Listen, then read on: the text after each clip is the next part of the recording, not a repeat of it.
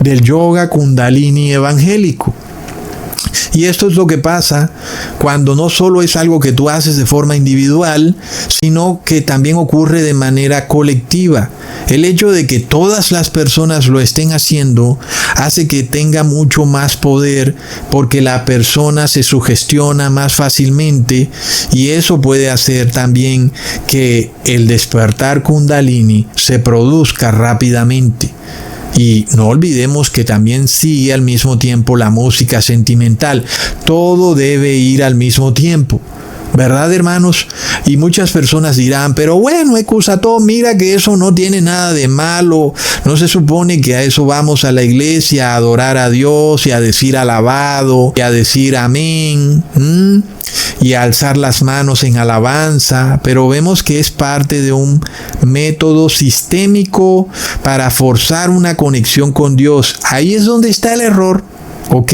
Ahí es donde está el gravísimo error, que tú estás forzando una conexión con Dios sin que Dios quiera estar en esa conexión, porque tú seguramente estás en pecado y no te has arrepentido. Entonces, ¿qué pasa? Estas personas están buscando es una señal o una sensación corporal que les dé una señal, y de esa manera ellos sentir que Dios aprueba su comportamiento pecaminoso, cuando lo que la palabra dice es que Dios no lo aprueba. En este caso, ese comportamiento de los evangélicos, en vez de ser agradable a Dios, se convierte en algo que entristece el Espíritu de Dios. ¿Lo vemos, hermanos? Ahora, también ocurre que en la medida que es obvio que tú no vas a establecer una conexión con el Espíritu de Dios, por más que quieras, por más de que sigas alzando las manos y bailando y cantando y diciendo amén y alabado, no vas a establecer una conexión con Dios. Y entonces lo que viene es que vas a terminar falsificando la presencia de Dios mediante lo que ya estamos viendo que en realidad es un despertar kundalini, que no es de ninguna manera una conexión con un ser externo, sino que es una autoestimulación del sistema nervioso central, que simula en el cerebro sentimientos de éxtasis sin que esté ocurriendo ningún éxtasis que venga de Dios. Eso, por supuesto, no quiere decir que no hayan demonios ahí rondando, porque luego los demonios también van a jugar un papel en todo este método kundalini que ocurre en las iglesias evangélicas. Miremos que esto sale en la Biblia, yo no tengo que inventarme nada, ¿verdad, hermanos? Nosotros podemos ver una congregación que buscó forzar una conexión con Dios. Cualquier evangélico diría, ¿acaso no es eso lo que hay que hacer? ¿Acaso yo no tengo que ir a la iglesia y empezar a bailar para conectarme con Dios? Pero lo estás forzando. Y eso es un gravísimo error. Esto es lo que le pasó a la congregación de Coré, quienes quisieron forzar, obligar a Dios a que los ungiera, y lo que ocurrió fue que desagradaron a Dios y terminaron enterrados vivos. Leamos en Números capítulo 16, versículos 5 al 7. Y habló a Coré y a todo su séquito diciendo: mañana mostrará Jehová quién es suyo y quién es santo, y hará que se acerque a él, al que él escogiere, él lo acercará así. Haced esto: tomaos incensarios, Coré y todo su séquito, y poned fuego en ellos, y poned en ellos incienso delante de Jehová mañana, y el varón a quien Jehová escogiere, aquel será el santo. Esto os baste, hijos de Levi. Es un ejemplo clarísimo, hermanos. Uno pudiera ver a Coré y a su congregación como los modernos evangélicos del día de hoy, ¿verdad, hermanos? Que buscan imponer una conexión con Dios cuando Dios no quiere conectarse con ellos. Es de locos. Y eso, antes de ser visto como un acto que agrada a Dios, la realidad es que es un acto ofensivo a Dios, al punto de que la tierra se abrió y se los tragó. Leamos en Números capítulo 16, versículo 32 al 33. Abrió la tierra su boca y los tragó a ellos y a sus casas y a todos los hombres de Coré y a todos sus bienes, y ellos con todo lo que tenían descendieron vivos al Seol, y los cubrió la tierra y perecieron de en medio de la congregación. Uno puede ver que para Coré y su congregación el tiempo de gracia ya había terminado, ¿verdad, hermanos? Como que desde hace un tiempito atrás se habían quedado por fuera de la misericordia de Dios y luego finalmente manifestaron aquello que ofendía gravemente a Dios. Muy seguramente Coré y su congregación ya venían manifestando una religiosidad autoimpuesta, autoestimulada, autoinfligida, que incluso llegó al punto de engañarlos a ellos de una manera tal que pensaban que estaban siendo agradables a Dios cuando era todo lo contrario. Imagínate nada más tal engaño en un ser humano, ¿verdad? Que tú estés totalmente convencido en tu mente que estás agradando a Dios cuando en realidad no estás agradando a Dios. Antes lo ofendes porque tu ego es demasiado grande, tus deseos y sentimientos son totalmente opuestos a la voluntad de Dios. Y finalmente, tú lo que buscas es que se haga tu propia voluntad y hacerte pasar como que Dios acepta tu forma de vida cuando Dios no acepta tu forma de vida. Por eso el apóstol Judas llamó a esta congregación una gran contradicción, porque no puede llamarse de otra manera, ¿verdad? Es que yo creo que es la contradicción más terrible que pueda existir, ¿verdad, hermanos? Leamos en Judas capítulo 11. Ay de ellos, porque han seguido el camino de Caín y se lanzaron por lucro en el error de Balaam y perecieron en la contradicción de Coré. Hermanos, ustedes ahora ya pueden entender por qué el apóstol Judas habla de una contradicción de Coré, ¿verdad? Y es que en realidad esto que ocurre en el cristianismo, que ya vemos que también ocurría en el judaísmo, no puede llamarse de otra manera sino una rotunda contradicción que al mismo tiempo es espeluznante, porque estas personas pensaban que estaban complaciendo el Espíritu de Dios, en realidad lo estaban agraviando, y eso es una terrible contradicción, recontraplop.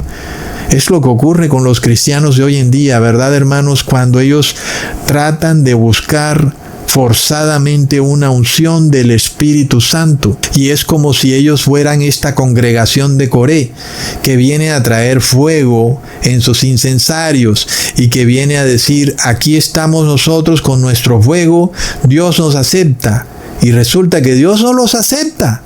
Alguien pudiera pensar: oh no, Ecusatón, entonces ¿qué debemos hacer para no ir a caer en semejante contradicción?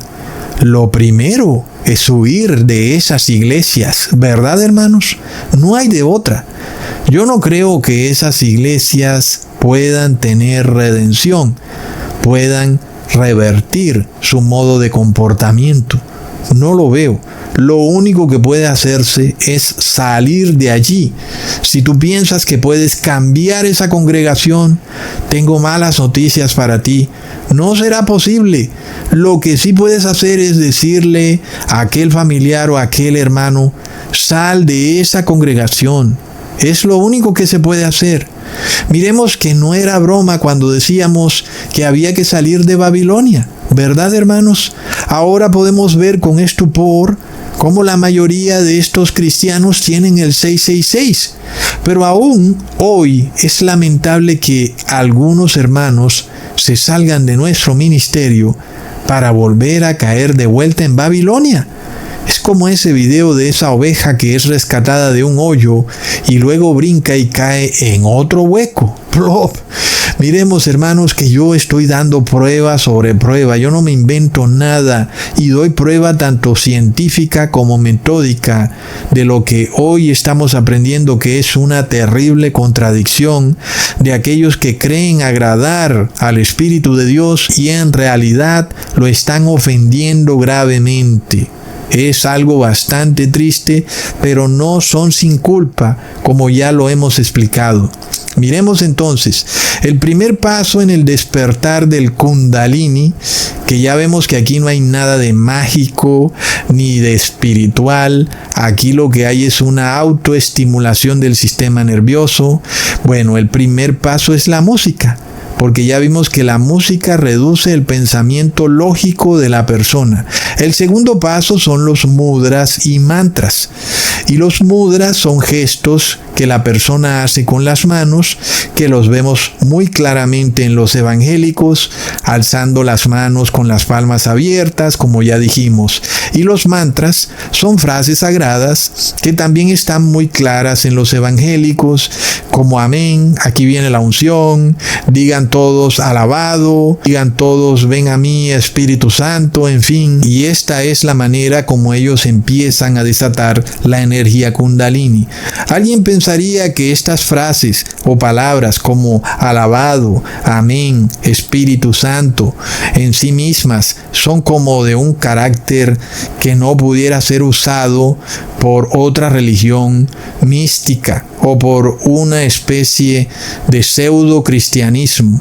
Pero ya vemos que eso no tiene ninguna lógica. Al final el ser humano puede usurpar totalmente la conexión con Dios y elaborarse en su imaginación su propia religión o lo que él cree que es lo que agrada a Dios. El ser humano puede tomar toda la Biblia, como lo ha hecho también la Iglesia Católica, y usar los nombres de Jesús y de María y de José y elaborarse e inventarse todo un falso cristianismo apócrifo. Y eso es totalmente posible porque el ser humano tiene ese derecho aquí en esta tierra. Tú tienes el derecho de decidir cómo adoras, cómo crees. Dios no te va a obligar a establecer una conexión con Él. La conexión que tú estableces con Dios debe ser totalmente espontánea, como ya la vimos en el video pasado. Y si tú quieres autoengañarte a ti mismo en una terrible contradicción, pues tú puedes hacerlo y Dios no te lo va a impedir. Ahora vamos al tercer paso, que es uno de los más interesantes, que se llama kriyas. Si tú buscas en Google sobre qué son los kriyas, pues resulta que como que no se encuentra la información así fácilmente. Y es interesante que esto se haya mantenido un poco oculto. Yo pienso que no es coincidencia, ¿verdad, hermanos? Porque si hay algo que delata a las iglesias evangélicas como centros Kundalini, son precisamente los kriyas. Pero ¿qué son los tales kriyas? Son movimientos repetitivos del cuerpo que pueden ser erráticos, sin lógica, sin sentido, que una persona en sano juicio no haría. Por ejemplo, moviendo una mano una y otra vez, mover el cuerpo, mover la cabeza erráticamente, haciendo girar los brazos, haciendo movimientos erráticos con las manos. Los kriyas finalmente son movimientos repetitivos que carecen de lógica, y eso lo vemos de una manera contundente en la iglesia evangélica, sobre todo en las mujeres, y eso tampoco es casualidad. Aquí no se trata de demeritar a las mujeres, antes todo lo contrario. Las mujeres tienen lo que llamamos coloquialmente un sexto sentido, es decir, que ellas son más sensibles a las descargas emocionales, a toda la parte sensorial y emocional, y eso es una ventaja. Pero ellas deberían ser más precavidas para que aquello que es una ventaja no sea usado en su contra por estas iglesias que explotan esa capacidad de la mujer que tiene para detectar más fácilmente